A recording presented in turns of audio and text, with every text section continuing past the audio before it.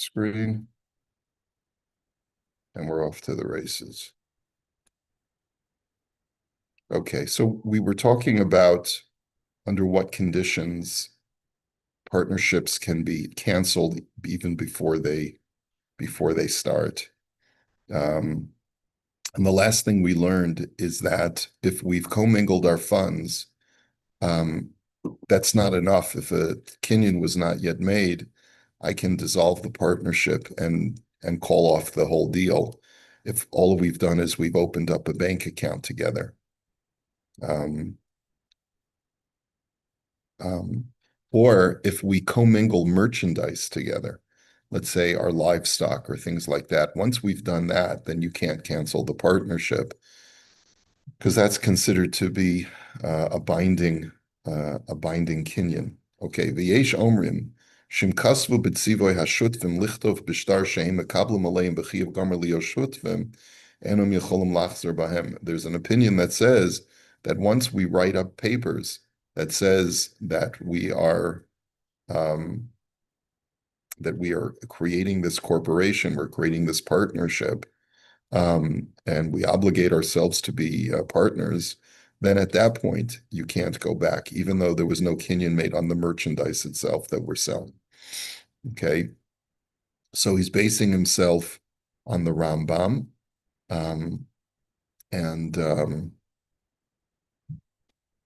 and he goes through various sources to argue his point.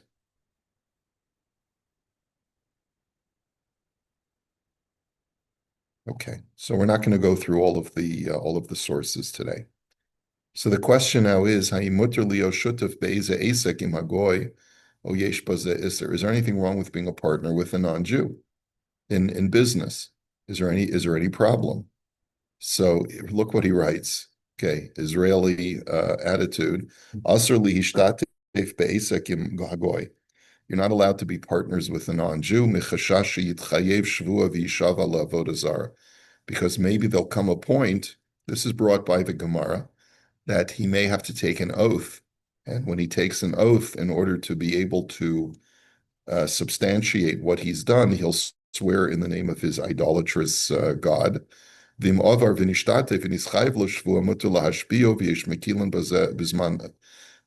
if you already made a partnership with a non-Jew before consulting your rabbi, before consulting this halacha, so then he's allowed to swear, and that's because you're not. It's an indirect form of causation. The yesh mekilin bazeh hazman lio shutaf lagoy, and there are poskim who are lenient bizman hazeh to let you be a partner with a non-Jew. So, what is the source of this? What is the source of this idea? Okay, so the source of this idea, of this sort of startling idea, he says it's Gemara in Bechoros. Amar Avua de Shmuel, Asr la Adam Shiyasa Shutvasim Ha'oved Kochavim. Shmuel says you're not allowed to enter into a partnership with an idolater. Shema Yitchayev lo Shavua, V'nishbalo b'Shem Avodas Kochavim Shalo. Because you may have to take an oath. And when you take an oath, there's nothing wrong with that. But when he takes an oath, he's going to swear in the name of his idolatry. V'haTorah Omra lo yishama al picha. And the Torah says that the name of idolatry may not be heard on your mouth.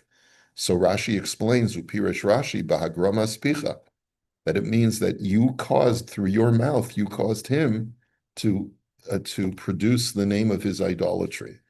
Over Rabbeinu Gershom Pirish, Shalo Tivakesh Beficha Sheishavalacha Bavodazara Shalo. And Rabbeinu Gershom's interpretation is that you may not use your mouth to evoke the name of an Avodazara from somebody else. Okay.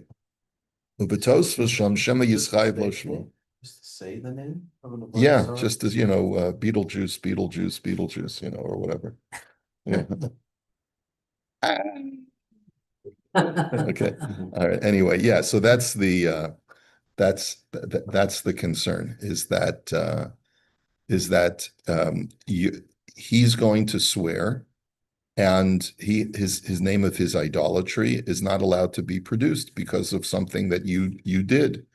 because you want to sue your partner, let's say, or you want to just verify that what he's done is according to the terms of the contract. So you take him to Beis Din and he swears. He has to swear. Now, nowadays we don't take oaths anyway. And Except in court. and also in court today, do you swear to tell the truth, the whole truth, and nothing but the truth? So help you God. They put their hand on their Bible. Yeah, but there's still, I don't think that there's an idolatry that you could cite there unless the person says in the name of Jesus, our Lord, the Father, the Son, and the Holy Ghost, or whatever it is. You also have an option to not swear, but to affirm. Right, You you can have an affirm. option, but this is So, non-Jewish. so you're not, well, I'm not sure of whether that would mitigate the concern if an avodah zarah was being invoked. Okay. So you need the option now? Yeah, you can affirm. Use a Bible Yeah. or just a. You know, You have an election. I don't think you have to use a Bible either. No, Yeah. you just affirm. It's on your contract. Yeah, right. It's probably one of the problems with the erosion of religion. There's been a breakdown of truthfulness also. The lawyers that also say affirm, they like. Yeah, even in affidavits, who say this, I affirm this before Commissioner now, instead of I swear, it's different language. The affirmation doesn't have anything to do with God. As Rabbi saying, I'm not sure that's a good thing or a bad thing. Yeah, I don't think it's a good thing. Yeah, I don't think it's a good thing. I think that by removing God from our legal documents, we've actually taken a huge step backwards. At what point did Canada remove God from, it's interesting because the national anthem still has God. Still have a feeling they Constitution. change that too. Right, that this What's the thing is is- governed under supremacy of God, and all that, but legally it has no, Has no standing. yeah, it can't go, Jewish law. Yeah. Now, You know, what's weird though, is that in court, they have a stack of different Bibles. They have the, Torah, the Tanakh. Then they also have a New Testament. They also have the Quran. They also have some Indian things, some weird things like that. It's like really strange, like which pick one. As long as ours is on the top. Yeah. yeah, that is interesting. I wonder what the other books contain. Anyway, Veheviu machlokes and mutter lekabel mehagoy shvua kodem sheyafsid. So what's brought down is a machlokes, whether it is permissible to receive an oath from a goy to avoid you losing money. L'das harashbam asur u'lerabenu tam mutter lekabel hemenu hashvua kodem sheyafsid. Veheviu rayos megamara vodazara daf vavu megamara megillah daf chavches. He says, and the question is, does the causation of his mentioning his avodah zarah with an oath, does that go so far that you have to lose money as a result? So this is a machlokas. Uvizman hazeh kulam nishbayim bekodshim ve'in tosvim behem elohus. He says nowadays people swear on holy artifacts without using a specific name of a god. And even though people say God and they may be thinking of Yashka, but still they're not using the name of an idolatry. Because they're thinking of the creator of the heaven and earth. Shem Shemaim v'davar acher, ein kan lifnei iver lo sitein michshol. And even though they are at least mentally being mishtatef, which means that they're using the term of shituv. Now, who's he quoting here? I think he's quoting Tosfos. Over here.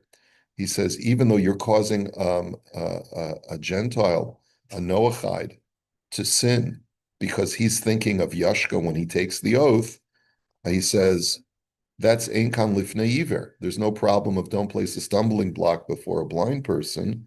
De b'nei Noach lo huzer al kach, u'ledidan lo ashkechan iser bigram shituf ad kan lashana. Because there's no prohibition for a goy to attribute multiple aspects to one creator. So that's Tosfos's argument, which is why Tosfos holds that Christianity is not considered to be full-blown avodah zarah, and for us, it's certainly therefore not going to be prohibited to cause a Gentile to worship a deity that he believes is one, but is comprised of multiple parts.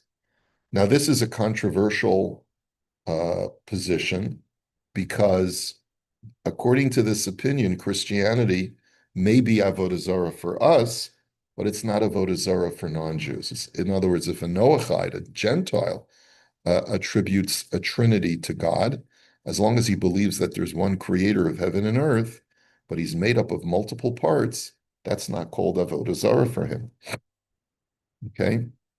And it's on that basis that many Rishonim, not just this quote that he's citing here, but many Rishonim argue that Christians are not ovdei avodah zarah.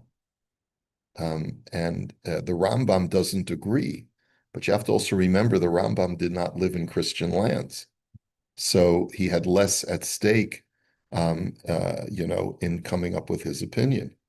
So the Harambam behilchos shluchim v'shutvim hevi lahai memor lahalacha.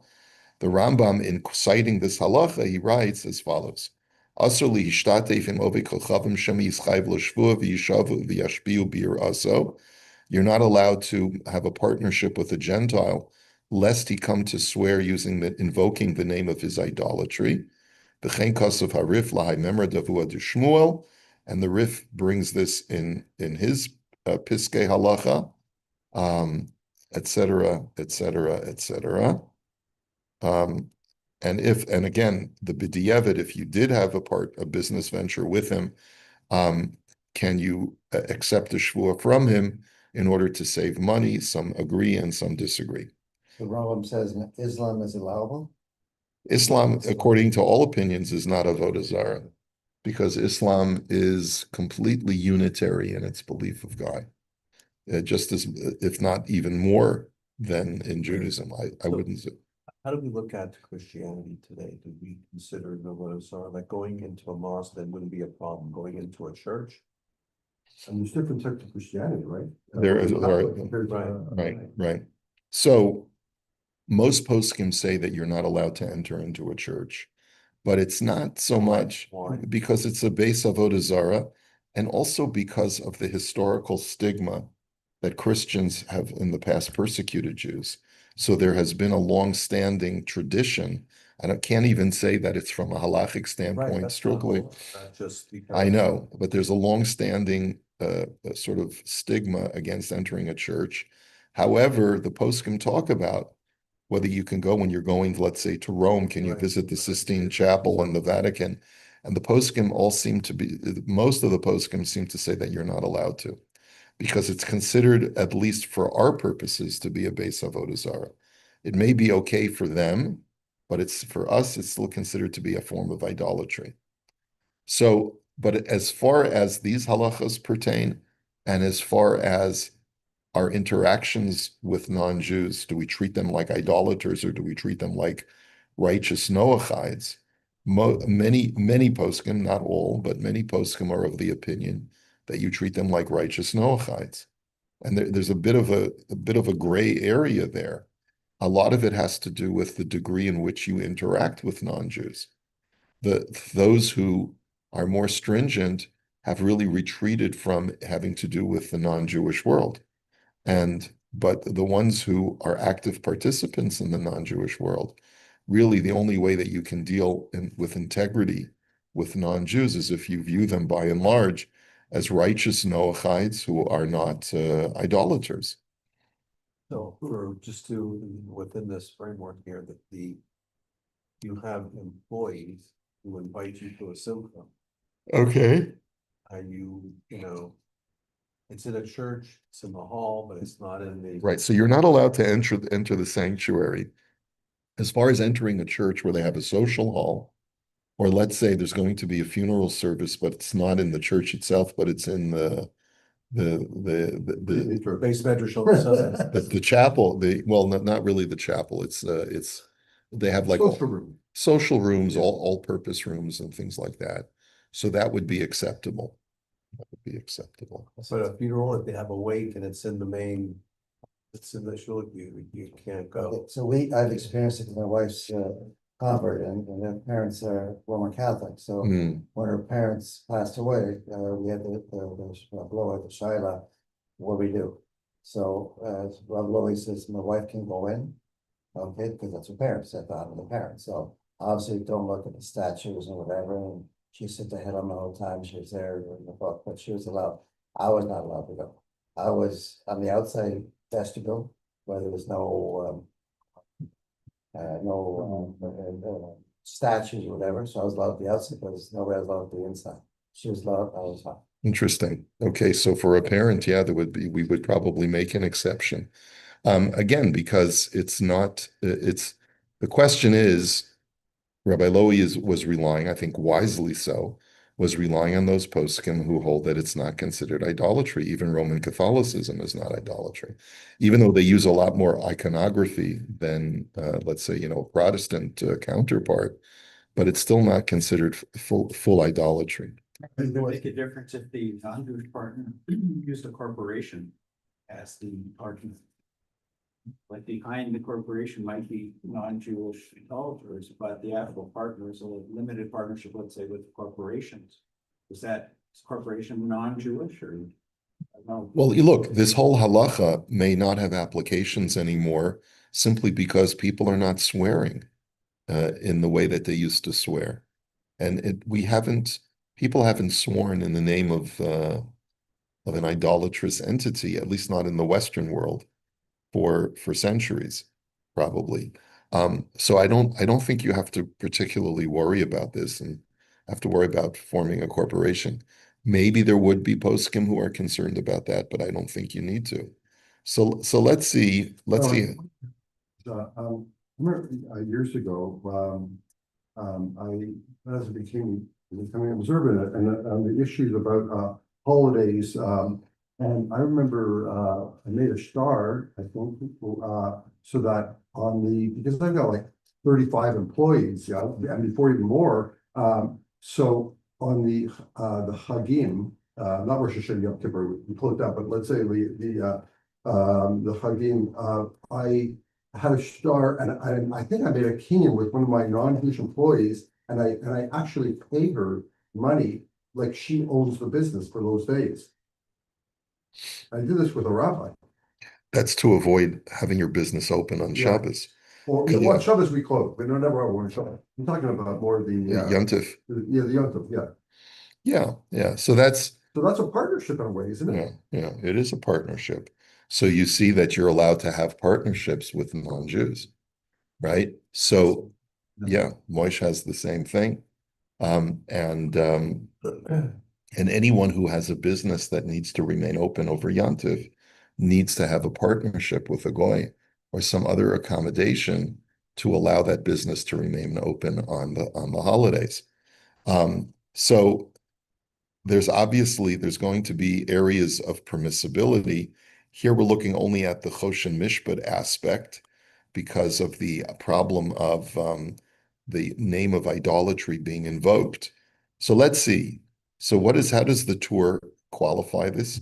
Sha'asur ligrom la'akum, this is in Yoredeya, that you're not allowed to cause an idolater to swear by the name of his idolatry.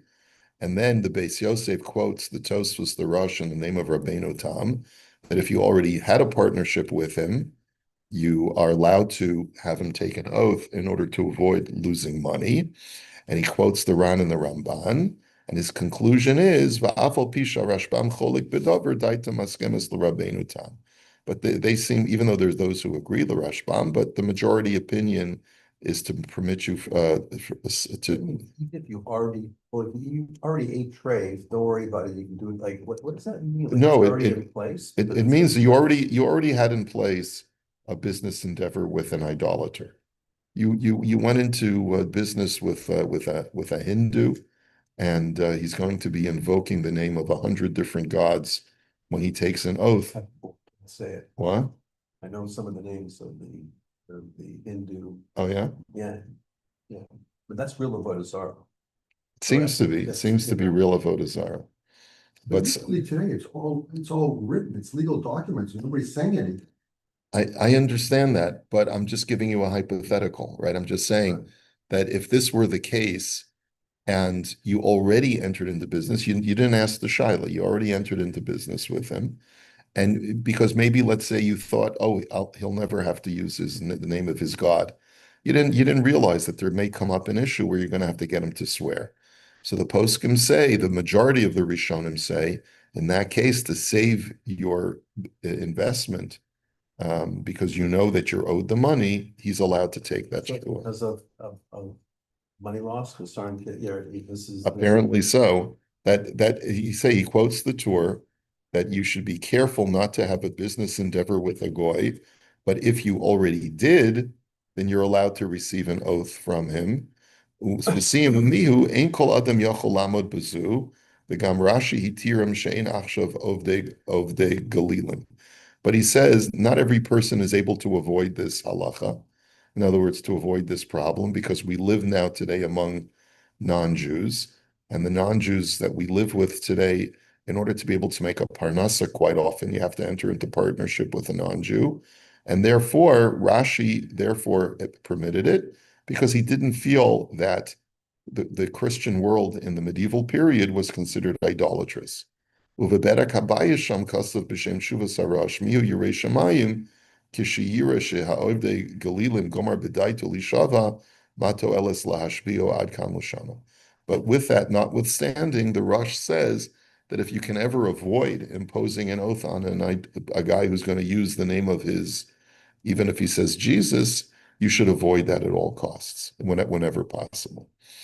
Okay, and then he brings the Tur in Choshen Mishpat, who also brings this halacha, that you're not allowed to enter into partnership with an idolater because he may swear.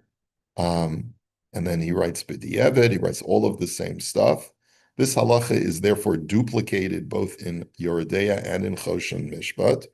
Umaran b'Shulchano HaTorah sham. So what is the language of the Shulchan Aruch? He writes, he paskins like the Rambam, that you're not allowed to enter into partnership. And this is codified in Orach Chaim.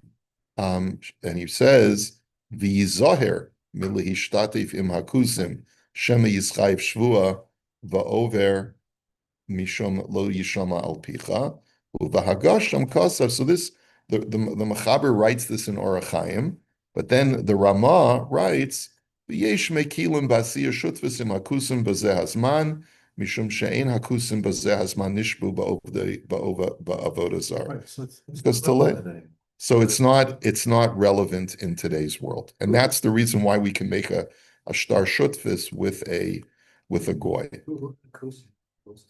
Kusim, they call them the Samaritans, which they at one time in Jewish history, in the times of the Gemara, they had masqueraded as bona fide Jews, when in reality they had still remained faithful to their idolatry.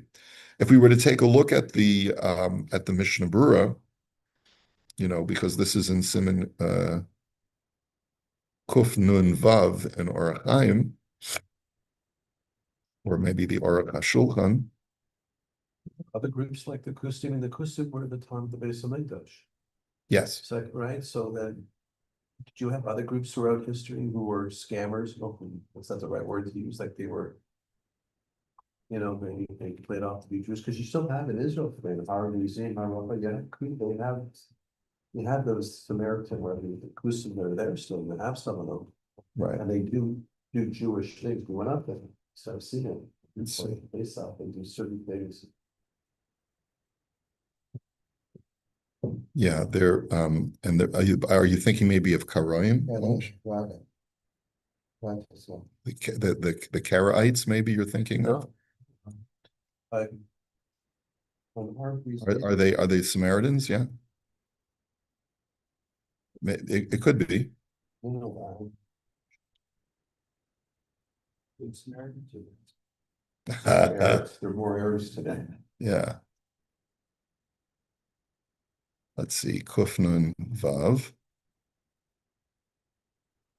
There's a whole siman in Shulchan Aruch with only one sif, which talks about business practices, because it talks about how you're supposed to, Orach Chaim talks about how you're supposed to conduct your day, you know. Didn't start with that with one of the farmers you learn the poems or whatever. Remember, he started with that whole principle about I have to be high integrity or something. That's how we started the whole safer. Yeah. Yeah. Here it And says here, sorry, 800 to 900 people living in two main locations in Israel today. The majority reside near Mem Cuisine in the West Bank, while other community of 460 live in Cholon. that's These Samaritans? are Samaritans in Israel today. Got it. Okay. Yeah. We went to see a factory. Yeah, they Remember, made tahina. flowers? They make, Tahina. yeah, they made Exactly. tahina. So it was the mashgiach. Where was Yeah, the yeah, whole- I right. forget what happened. There We was met something the there. mashgiach there. I think Ira took us.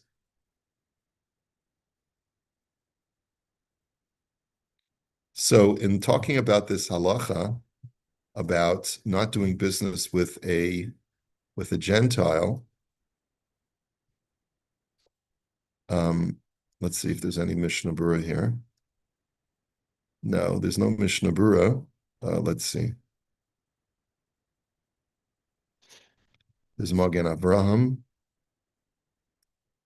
Let's see what the Er Heitev says. He writes that the Magen Avraham provides a strong musar on this matter of trying to avoid.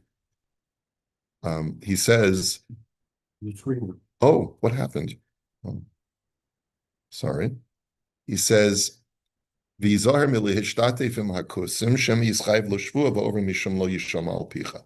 So he brings that standard thing. Be careful not to have a partnership with idolaters, because maybe they'll have to take an oath and you're going to be in violation of the Torah law that says idolatry should not be produced because of your mouth.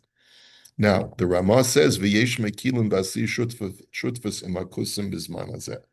But there are that are lenient nowadays. And remember, the Machaber lives in Muslim land, and the Ramah lives in Christian land. He's living in Krakow.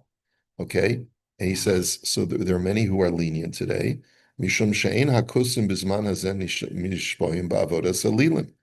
He says, because Gentiles today, when they take an oath, do not swear in the name of their idolatry. V'afal gav demaskirin ha'avodah zara. And even though they may say Jesus, Yeshu, mikol makom kavanasam la'osei shemayim va'aretz, ela shemishatvim shem shemayim v'davar acher. But their intent when they invoke that name is to the creator of heaven and earth. But they ascribe, a certain, aspect of God that they call Jesus. Okay. V'lo matzinu sheyesh bazeh mishum v'lifnei iver lo zitin mirshol daharei eina musharam ala shituv. And therefore, you're not causing them to sin because they're not obligated to be completely Unitarian. As long as they believe in one God, if they ascribe different aspects to that God, that's considered acceptable. And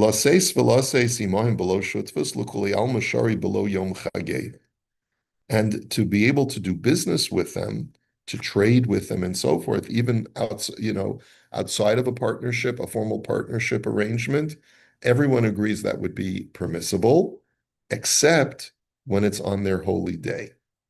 If it's on their holy day, so then there's another issue, which is that they may give thanks to their deity, specifically on the day that you're doing business with them, because of the great deal that they got from the Jew.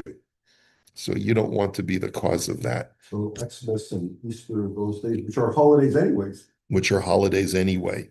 However, it's not holidays for everybody, right? So if we take a look at the Aruch HaShulchan, Mishnah Berurah, it doesn't have a lot to say about this, but according to the Mishnah Berurah,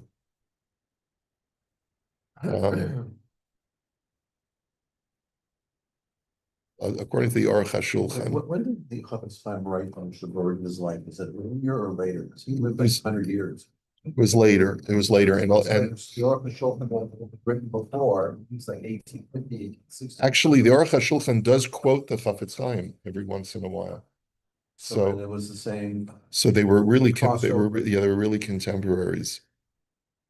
Okay. There's a lot of stuff that the Aruch HaShulchan goes over. We're over time. All right, we'll take a look at this in Mirza Hashem tomorrow. Okay, have a great day, everyone. Like, I've heard over the years, you can't say Yoshka's name, you can't say